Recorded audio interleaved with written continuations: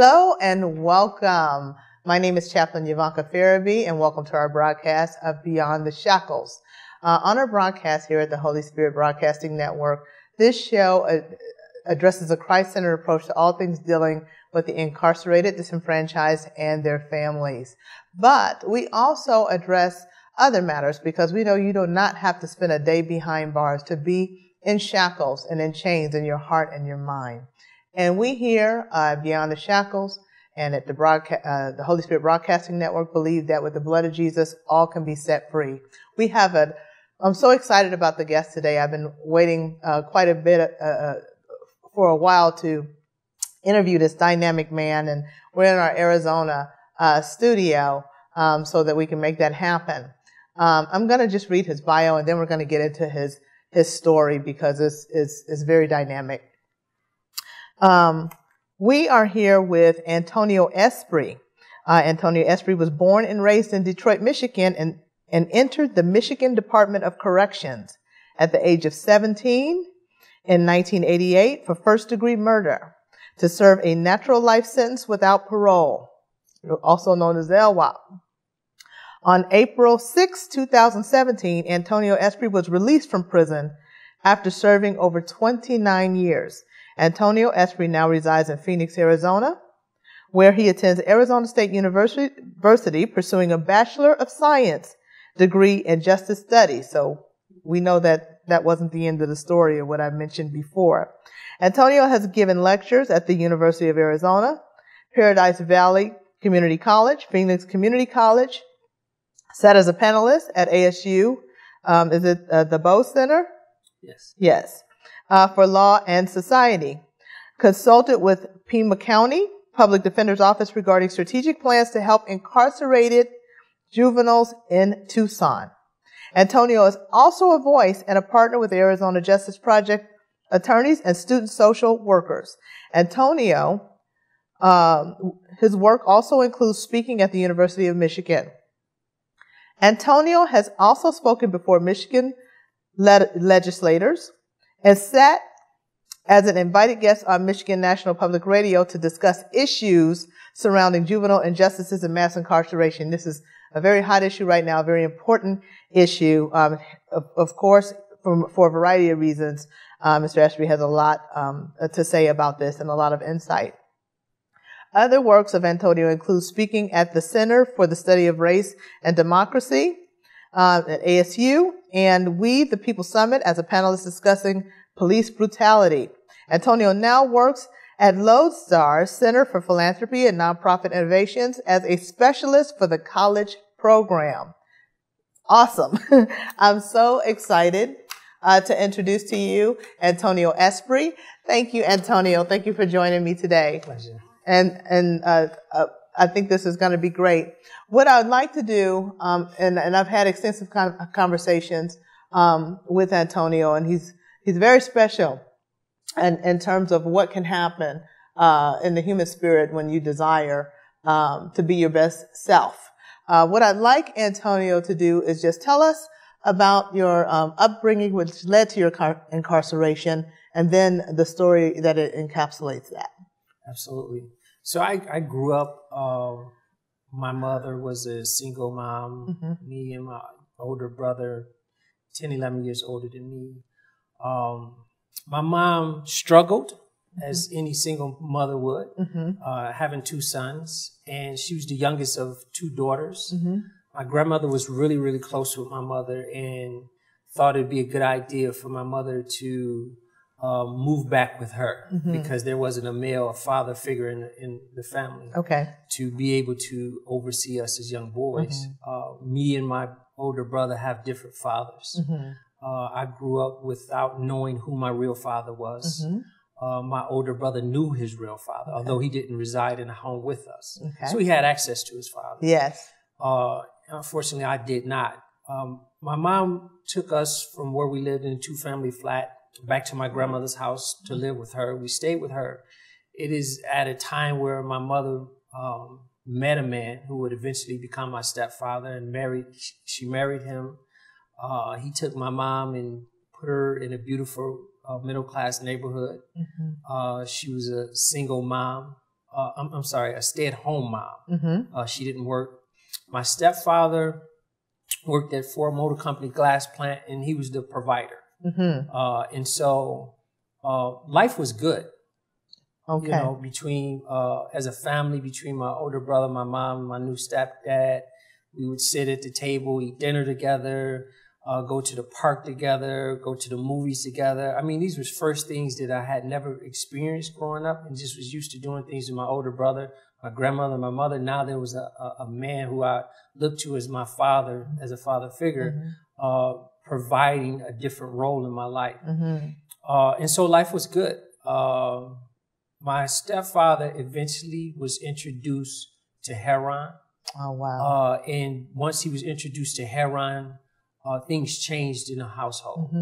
What do I mean by changed is I recall waking up in the wee hours of the morning to the sounds of someone gasping for air, who was my mother, and just hearing the sounds of fists, you know, hit against flesh, which was my stepfather punching my mother. So domestic violence ensued during this time. Okay. Yes. And so being young as I was and still in elementary school, my brother, I believe, was in middle school on his way out, about to enter high school. I didn't understand this. My older brother understood it a little bit more because he was older. Me, I didn't. So going downstairs, because we slept upstairs while their bedroom was downstairs, going downstairs in the morning the next day, of course, being a young boy, I'm looking to see my mother and her face and everything to start my morning off. You know, who I would originally see, you know, the glow on her face, the smile, the warm welcome, the kisses. Yeah. I didn't see that. You know, who I would see now is a woman who would have dark shades over her eyes and have a thick robe up to cover up what I later learned, which would be marks, you know, around her neck, et cetera, et cetera. So, and it was just a dim look on her, you know, and, you know, this went on for a long period of time. My older brother ended up asking my mother to make a choice between us and him. And my mother chose to stay married. Wow. You know, against my older brother, against other family member wishes. And in staying married, my older brother decided to leave and go live with his father. Okay. So it just left me in a household with my mother and my stepfather, and abuse continued. And without any protection. Without any protection. It went on until my mother became pregnant with my younger brother, and it stopped for about a year and a couple of months. And then it resumed back up again. And as a result of that, my mother did finally have enough and got a divorce. Getting a divorce from this man means that my mother had to now do something which she wasn't doing, which was work. Yes. And so she had not only to work, but she had me, you know, coming into my years as a teenager, and my younger brother, you know, to look after. And so my mother never had an opportunity to deal with what she went through. And so she turned to drinking and heavily drinking. And when that didn't help her, she turned to prescription drugs. And so with both of those taking affecting her body and in her life, she began to turn and look at me and abuse me. So now this is transpired where it's turned on you now, and as a person being abused, she's now become an abuser. Exactly. And so I recall, I believe maybe the age of 14 or 15 was the first time I got put out of the house. My mother just put me out for no apparent reason other than she was drunk. And me wandering the streets. What made that different for me, walking up and down wee hours of the morning, my neighborhood, was that people knew what went on because we lived so close together in terms of houses. What went on inside of every family's house, household. That's the Midwestern living. I was always offered, you know, a place to come, you know, eat, a place to come, you know, feel welcomed at. I was always offered that by this one particular family. Like they just singled me out. So I ended up taking advantage of what they offered me one time. And that eventually turned into them giving me, you know, hot meal to eat, because growing up and just living with my mother, there were times when there was no heat in the house. There was no food in the refrigerator or no food in the cabinets. So neglect is also another form of definitely. abuse. And so I had and then there was no love, no affection. Yeah. You know, my older brother wasn't there and I wasn't getting it from my mother. Sure. And so I took it from this family, which was older men. And they provided that. They provided something good to eat, something hot to eat. They provided, when it was cold, they provided heat. And they provided that attention, that love that I just wasn't getting, that bonding. And about how old were you at this time? So this was about 14, 15 years of age. Okay, very pivotal. So being I believe at the time of middle school, my performance was bad. You know, skipping classes, skipping school period. And there was a truant officer that checked on that and eventually found out I not only was truant from home, but I was truant from school. Not only truant from school, but I was truant from home as well. Yes. And so that report went before a probate court judge, a judge who summons me to come into the courtroom up here. And I did. And I was eventually given some time in the youth home. And put out on probation, and with the stipulations that I stay at home and stay in school. Well, that didn't work because staying at home meant the same thing. Yes. The same abuse. It wasn't safe. Or being put out. So I would return back to this particular family. This particular family gave the presence that in the morning time, they were good people. They worked, had good jobs, and, you know, they were good neighbors. But at night, in fact, this particular family was involved in criminal activity. Oh, wow. And so to me, it didn't matter. What mattered is what I was getting with them that I wasn't getting at home. The security. So I was being used by this family. You know, the older men would take me, stuff dope in my pockets. We would go from one side of town to the next side of town. And this was during an era in time in Detroit, Michigan, where the police didn't have the open opportunity to frisk young people in the early 80s. And so although you had gang narcotic squads that looked out for certain known drug dealers, you know, it was easy for them to say when they would stop, hey, I'm taking my little cousin to school, I'm taking him home, you know, and get away with it. And so to me, it was all about the reputation, being with this older person, that I would get like street cred. And also, you know, when we go to the mall, buy me a pair of gym shoes, I feel good. You know, put $20, $30 in my pocket, $50 in my pocket, I felt good. You know, so that meant a lot back then. Yes. And not knowing any better, I just felt like that was a part of life and I was a part of it. So that went on until it was, of course, my docket came up before the probate court again. And of course, the check came out that I was not attending school and I wasn't at home. So I eventually became a ward of the state. And I went to a boys training school. I stayed there for over a year, graduated successfully. They had a program that worked with your family. The program allowed my mother to address some of the things that was going on with her and address things with me. And so we bonded. So I thought eventually after I completed the program, I was released back into my mother's custody. 16 years of age at this time. And I thought things was different. All along, my mother just wanted me back home. So she just did whatever she had to do to get me home. Sure. And so, you know, not even 2 days at being home, it was her back to drinking and back to the same old behavior. And so I left and went back into the streets again. And because I didn't want to endure the same, you know, violence. And so I went back to this family. This time things was different. They were, you know, major players in the drug dealing. And so it allowed me to connect back with them. And I ended up taking drugs from one state to, from one city to another city. And as a young guy, I'm making money in the drug game.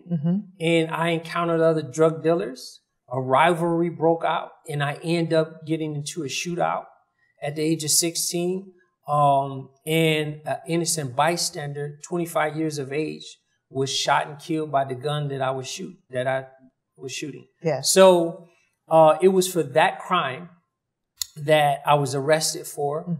Went before probate court judge. I was waived to stand trial as an adult.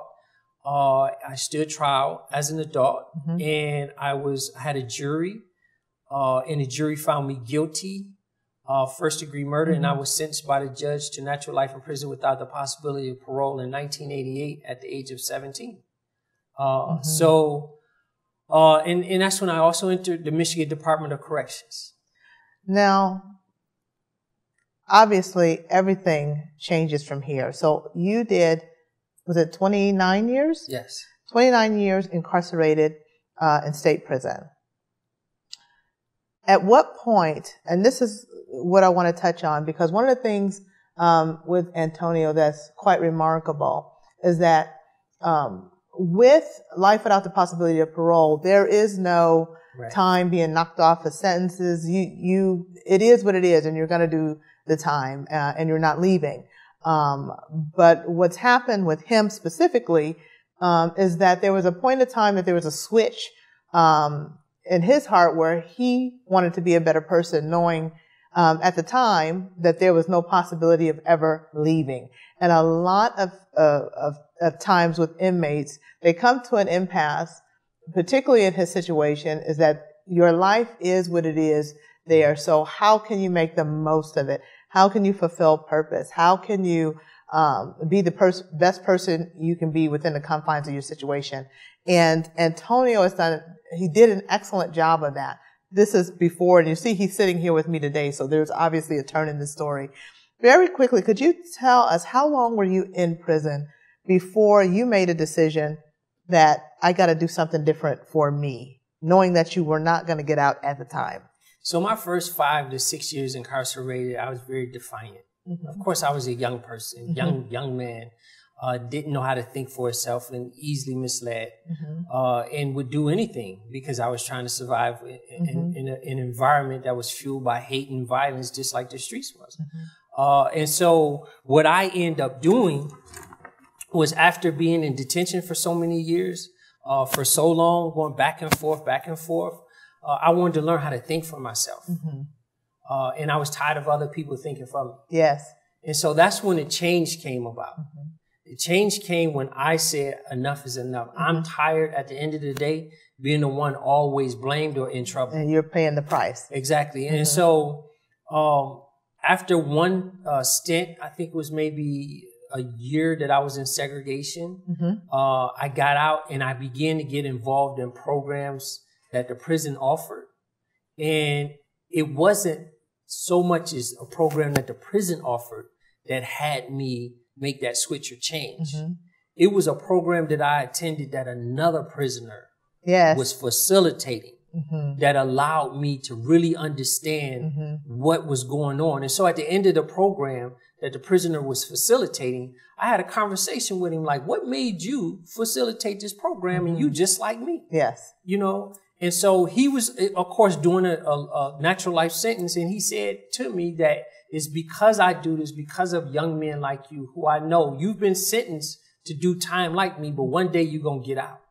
But I know that you not only just need to get out, but you need to be able to have a purpose and meaning for your life when you do get out. Yes. So that's when it really shook and woke me up. And I went on a journey for like 17 plus years, being involved in programs inside of whatever prison I was at, and seeking out correspondence courses throughout the mail to help me educate myself and change myself. Yes.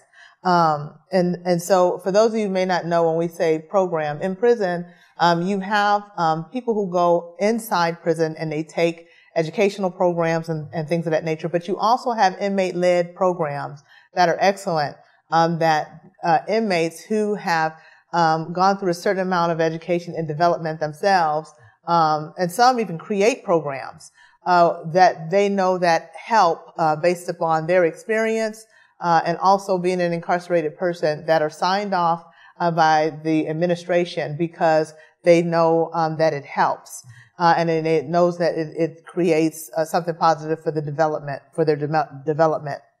And this is what Antonio is speaking of. Now, this was done without, the law was what it was, not getting out. What transpires, if you could tell us briefly, that leads to you being set free after having, life without the possibility of parole? So it was the, with me personally, I had to invest in myself. That's the first thing. I had to prepare for myself what it would look like for the possibility of me seeing my freedom, seeing reality again. And I just did not want to return back to society and be dependent upon someone else. I wanted to be independent, and I wanted my character and conduct to be reflective of my independence. And so I had to develop a purpose and meaning for myself. Yes. And that came about through me being involved with reading certain books. You know, the books that I read, like A Purpose-Driven Life, Dr. Wayne Dyer's The Power of Intention, and Man's Search for Meaning by Viktor Frankl. And it was these particular books that helped shape, help renew your mind. Exactly. And so it allowed me to begin to look at myself. And that's very important. I can't say I'm sorry if I can't say outwardly, if I can't say I'm sorry inwardly to myself.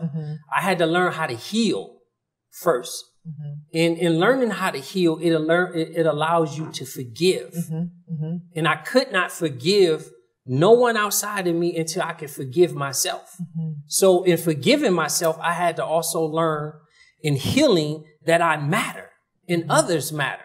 See, in doing it, that's a technique. Yes. And that technique prepares you to have a place in society, have a role in that place in society. And so these were the things that I went through, which also brought into my life pro bono attorneys who wanted to take my case, who did not know why, but they wanted to take my case. Yes. Who did not understand nothing about the criminal justice system, but they wanted to help me out. So they saw something in you. Exactly. And so this type of, I call divine intervention that was taking place, allowed the attorneys to work on my case for 2 straight years up under the United States Supreme Court ruling of Miller versus Alabama.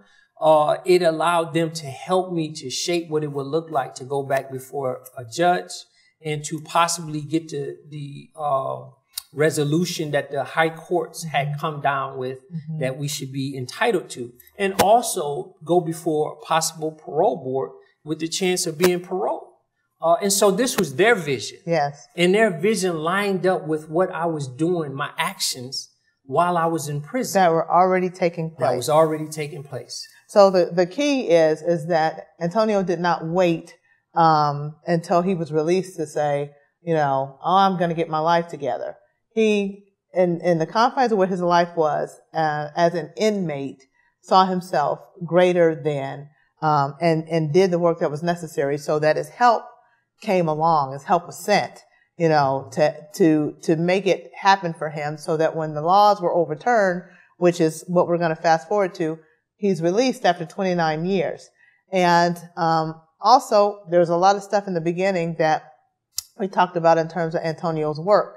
He's currently a student at ASU, and he can tell you about the work that he's doing. If you can, very briefly, let us know about what you're doing at ASU, what you're studying, and then how people can contact you if they want to know more about you and being a part of your work, or also hear more of your story. So my major is justice studies. I am a consultant as well with Arizona Justice Project in terms of helping them to shape bills and laws for the juveniles that are affected out here in the state of Arizona. I'm also a public speaker. I sit on panel discussions around the issues of the fair sentencing of youth, mass incarceration, the school to prison pipeline, other social injustice issues. You can reach out and contact me at the letter A, Espree, E-S-P-R-E-E, at asu.edu if you would like to learn more about me. And so I spend my time trying to help, educate others on how important it is to help our youth that are incarcerated, and also how important it is to be able to become a resource within your community, to be able to provide for those who are returning back to our society, who are formerly system involved, instead of dependent upon someone else. Yes.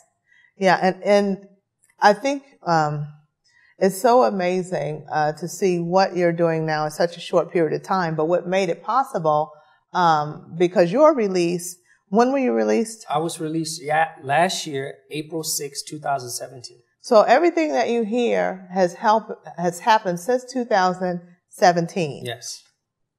On the outside. But the preparation has been 17 years prior. So he's able to walk into what God has for him in this moment now and expand and take advantage of those opportunities. And if there was anything that I would want people to take away from this time that we have in this short time, and I really wish we had more time, is that one, reach out to Antonio so that, you know, he can share not just his story, but how your organization might be able to partner with the work that he's doing, because it's most certainly worthwhile, particularly here, you know, in Arizona. It's going to be a game changer all over for sure. But I just want people, the reason I wanted to talk to them as well is to let anybody out there under the sound of my voice know that whatever cards that you felt you're dealt, you have an ability to overcome based upon where you are in that moment. And you don't have to wait until the circumstances change. You change within the circumstance and allow God to help you rise above that from the inside. And then your help will come in from the outside. And with that, I just want to thank you all for joining us. Again, reach out to Mr. Espree here. He's in Arizona, at Arizona State University. And I know that you'll be blessed for it. Thanks again for viewing Beyond the Shackles. And remember that with the blood of Jesus, all can be set free. Thank you so much, and God bless you. The preceding program was brought to you by the Holy Spirit Broadcasting Network, HSBN Television.